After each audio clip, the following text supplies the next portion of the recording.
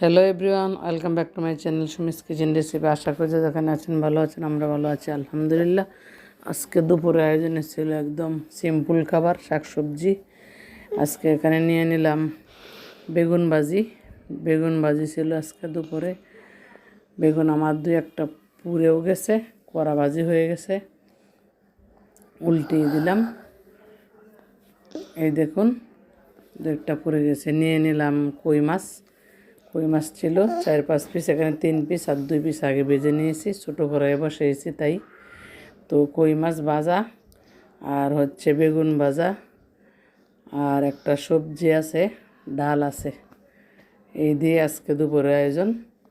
তো মাংস আজকে সকালে গরুর মাংসের চাপ বানাইছি, তাই দুপুরের মাংস নাই, আজকে শাক সবজি আর মাছ দুপুরের আয়োজনে।